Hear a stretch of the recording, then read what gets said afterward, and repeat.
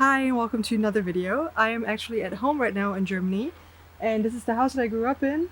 This is the backyard area that I grew up in, and it's honestly been so nice to come and visit and just realize how beautiful it all is. I feel like this every single time I come home from anywhere, that I just feel a little bit overwhelmed by how nice it is to be here and what a nice place it is to grow up and have a childhood in. Like, this is just perfect. I feel very privileged for that. Anyways, I just got back from a pretty long trip to Southeast Asia, where the main goal was really to photograph as much as possible to really build a little bit of a travel portfolio, and that's what I did. So I shot a lot, and now I have to edit and sort everything, and I really want to share my favorite photos that I took for each location. So overall we went to Singapore, Malaysia, Cambodia, Vietnam and Thailand, and today I'm going to start sharing my favorite photos from Singapore, which that was actually a really great place to photograph. I'm usually not super interested in like architectural or like cityscapes, but Singapore was just so different to my usual environment.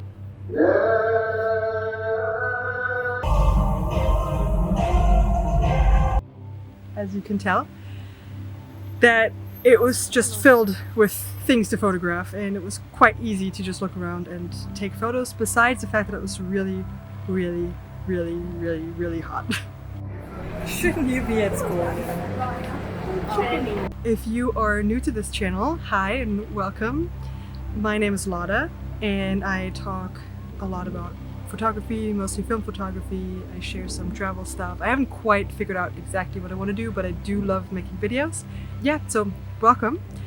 And if you've already subscribed and are here from maybe a different video, welcome back. Thank you so much for coming back. I really appreciate it, because I do want to try to get to 1,000 subscribers so that I can make this a sustainable thing, because I do really love making these videos. So thank you everyone for watching, and please be sure to like and subscribe if you enjoyed this video. So a lot of these photos are actually taken with the Pentax Spotmatic right here, and that is, well, I don't think there's a film in it right now.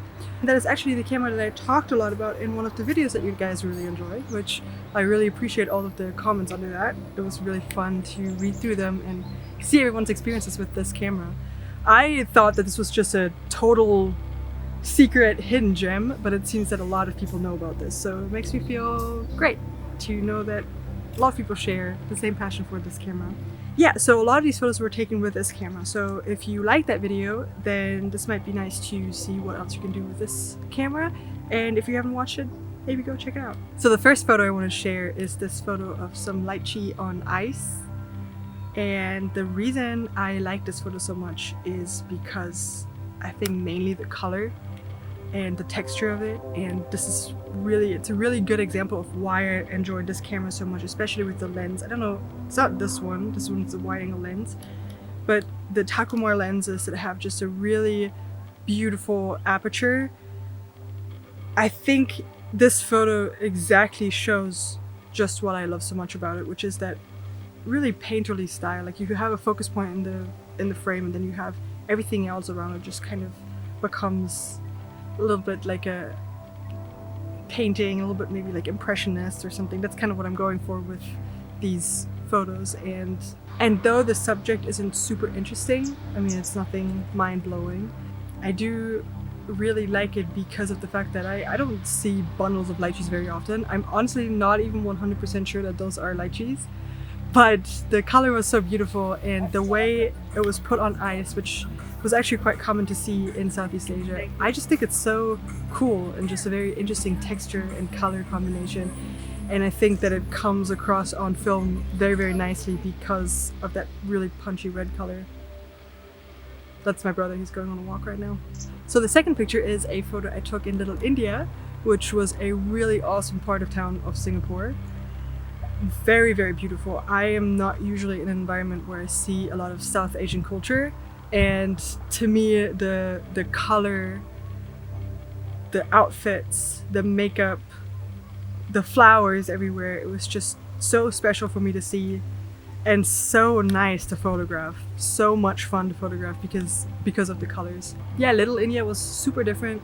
than other parts of Singapore, which was just a nice feeling. I feel like Singapore has this vibe of just being like a very big city, and maybe if you don't know very much about it, like I didn't know very much about it, then you just kind of imagine these concrete jungles, and it's really not like that. There's so many pockets of really, really rich culture, and it's a great place to travel and walk around. We walked around for 3 days and we barely saw anything. For photography, it's just a dream, especially Little India, because of all of the colors and the people there. It's really fun. And still, street photography is not something I feel super comfortable with. I don't necessarily like taking photos of people's faces. So I was really focusing on colors and textures and things like that. So is it actually just regular bread and then a block of ice cream?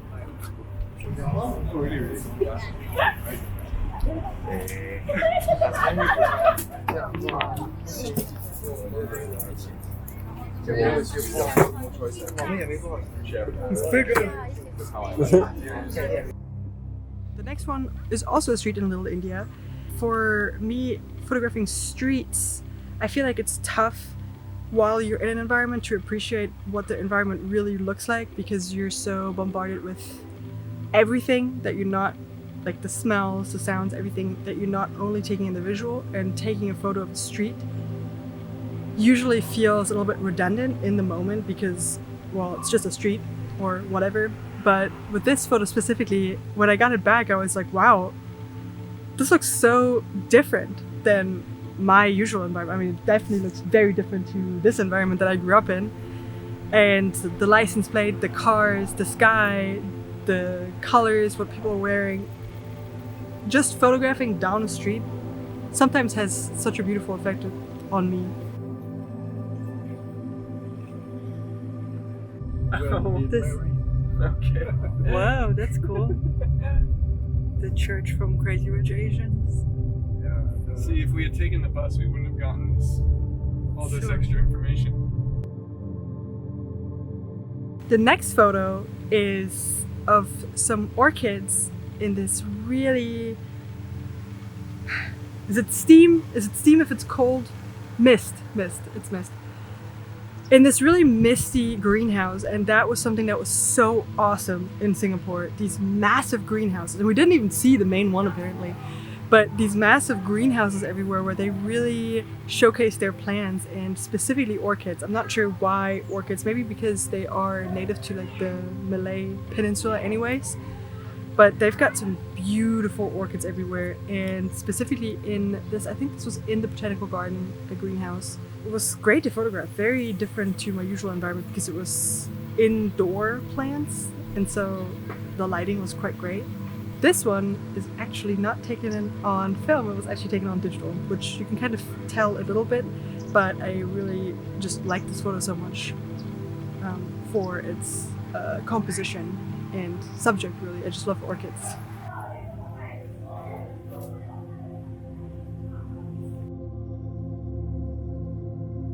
The next set of photos is something that I really like to do either for concerts or for generally crowds of people, especially at night. And that is photographing through someone's iPhone.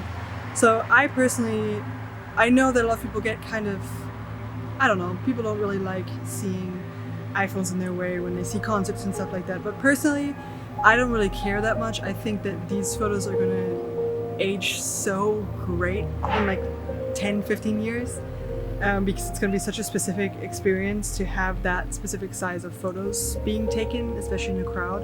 And I also don't think that holding up your iPhone like this is doing anything to distract you from what you're actually experiencing. And I know for myself that I usually photograph when I appreciate something or when I really want to experience it on a different level. That's when I photograph, and I tend to think that for most people, I just see it as a form of them appreciating the moment that they're in. That's kind of my hot take on seeing people video things or take photos with their iPhones in crowds or whatever. I personally think it looks pretty cool to see what other people are capturing and how other people are perceiving what's in front of them. it works just particularly well at night, but sometimes I do it throughout the day as well. And this particular situation, it's really awesome. It's this huge light show that happens twice every night in Singapore in the marina. And we didn't know about this because we didn't do any planning really. We just kind of showed up at nighttime and it was happening just then. It was really beautiful. The feeling around it was really nice because there was just all of these people, like the entire bay was basically just people looking in awe at this light show that was happening right in front of the Singapore skyline.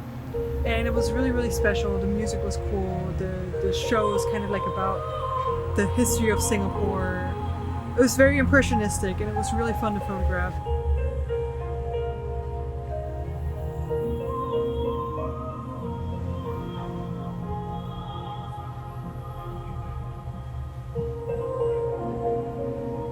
The next photo is also from that, and the reason I took double exposures is because I was a little worried that the light was going to show up on film just because it was so dark. But as always, with nighttime shots and light and like fireworks and stuff like that, I was really surprised at how well it showed up, and I really genuinely love the double exposure look, which is another reason why I love the Pentax Spotmatic so much, because it's so easy to do double or even triple exposures. They usually turn out really nicely, and it's very fast and easy to do. Butter chicken, hell yeah. Thank you. And kopi C. So if you enjoyed this video so far, please like and subscribe. I really am trying to make this a habit of making more videos. I really genuinely like it. I love reading all the comments, and yeah, I want to be able to do this more sustainably, and so every person that subscribes really helps me. Every comment is nice to read, and I just want to welcome everybody here. And I just want to encourage people to use their cameras and to get creative in your everyday life and use it to document yourself, your friends, your family, your life, your travels. It's such an enjoyable thing to do, and I really want to share it. I don't necessarily want to teach because I don't think I have very much to teach, but I just want to be encouraging to get out there and look around and photograph. Especially if you're a girl. I feel like there's a lot of gear bros out there that are very focused on gear, and that's totally fine. I watch it all the time to learn, but I would love to hear a little bit more from other maybe girl photographers to share their experience, because I think it's really important that we document our point of view as well. That one's really cool.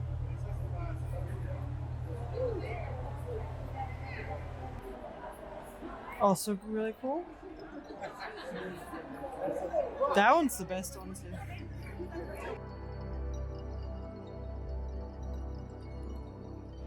Okay, and here are the last few pictures that I want to share from Singapore.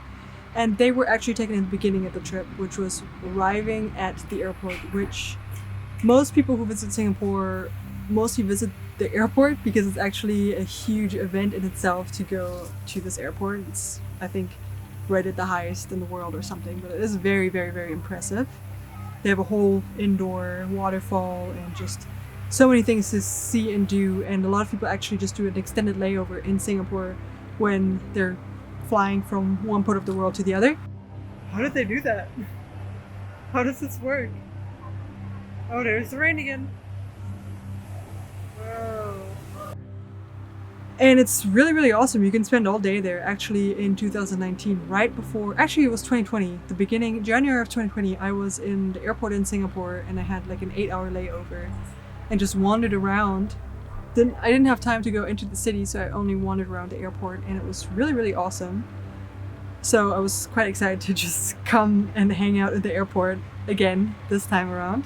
I took a few photos there that for me are hard to believe that they were taken indoors, but they create such an interesting environment in this huge complex. It's very tough to believe that you're indoors while you're there.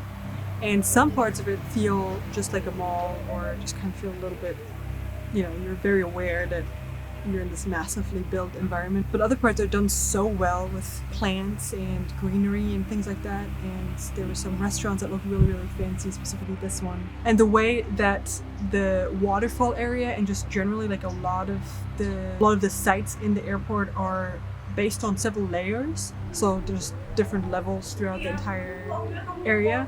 It makes it so awesome to get these perspectives that you probably wouldn't get usually. Like, it's very tough to photograph down into a restaurant unless you're like in a city and you happen to be at the other side of like a skyscraper or something. But there's just very interesting angles that you can find while just walking around there. And that's the photo that somebody referenced when they accepted us to shoot their hotel.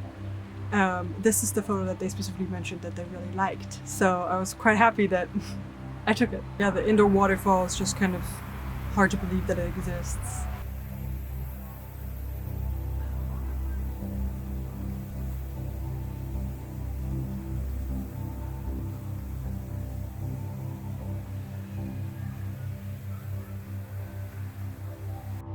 Yeah, there's also, if you are heading to the Singapore airport, there's a store, I think it's called Five Hands or something like that, and it's just very awesome Japanese things. I think it's just a Japanese chain that they have a section of in Singapore. It's so fun. I love that store. That's the store that I spent a lot of time in 2020, and I was like, oh my gosh, I gotta go to Japan. I have not been there, but I have been back to that store.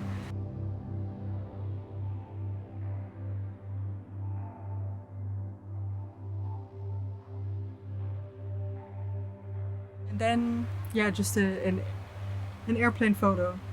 It's very grainy. It's pretty out of focus. I couldn't really see very well because it was so bright. Way too bright. Just everything about it is technically wrong. And yet for me it was so exciting because we were heading to Singapore and it was a place that I wanted to go to for a long time. And we kind of made a short-term decision to do that. So we booked a flight a few days before, which is nice because you can do that in Southeast Asia fairly easily.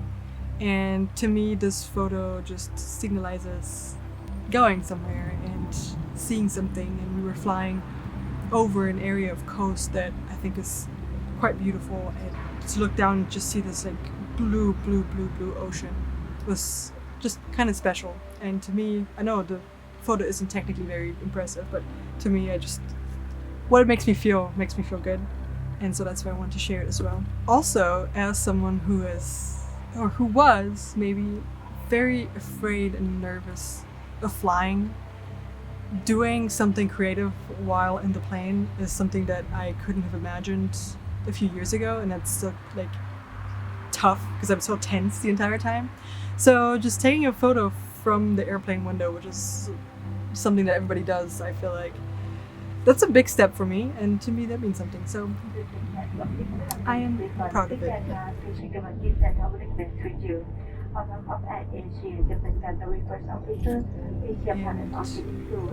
it is going on the website, which, by the way, I'm updating.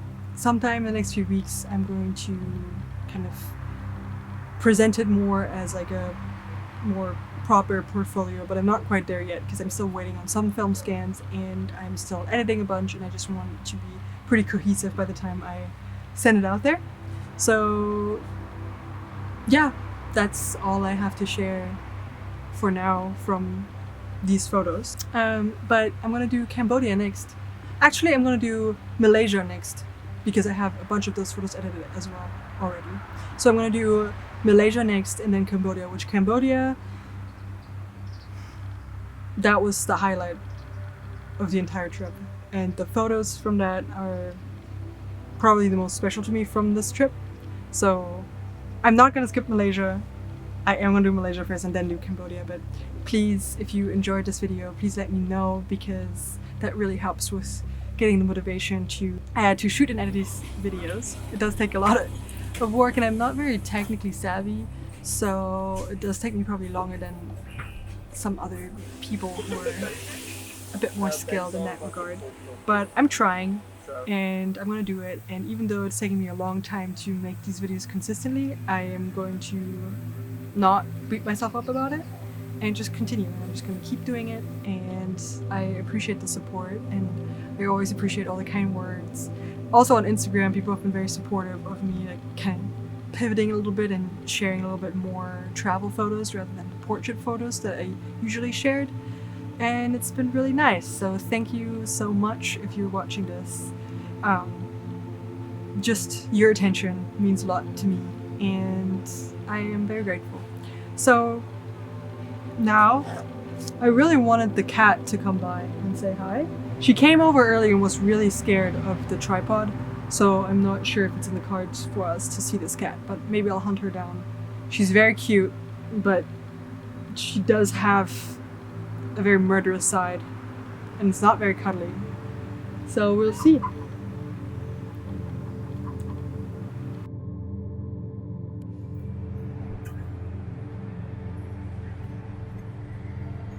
Yes. These look good.